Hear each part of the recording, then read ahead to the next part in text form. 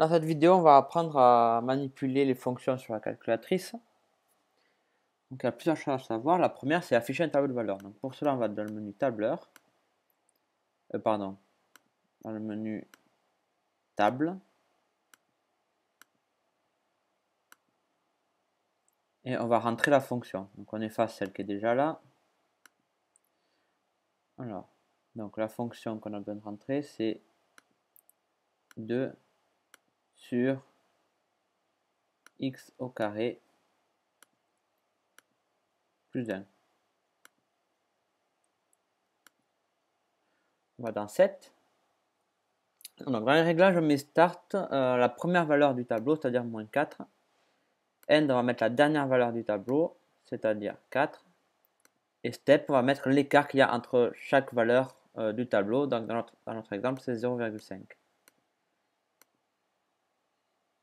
Voilà. Et donc là, on valide, on appuie sur F6.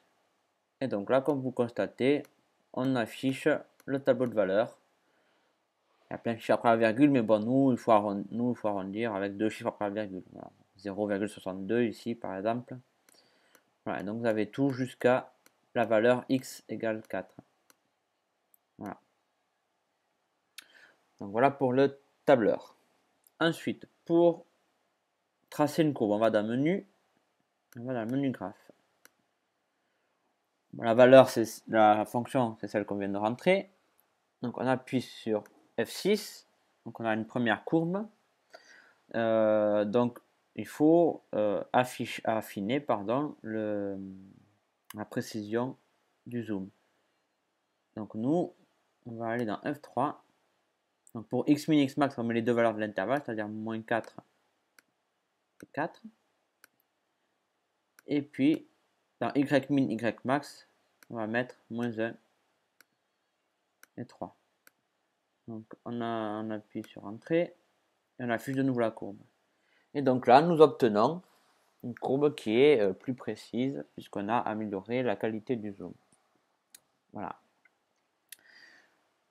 Alors, enfin, dernière manipulation à connaître, c'est celle pour chercher des extrémums. Donc, pour chercher les extrémums, il faut aller sur F5. Une fois que la courbe est déjà tracée, on appuie sur F5. Et là, on va sélectionner l'option maximum, c'est-à-dire F2. Et donc là, la calculatrice nous donne que le maximum c'est 2 lorsque x égale 0.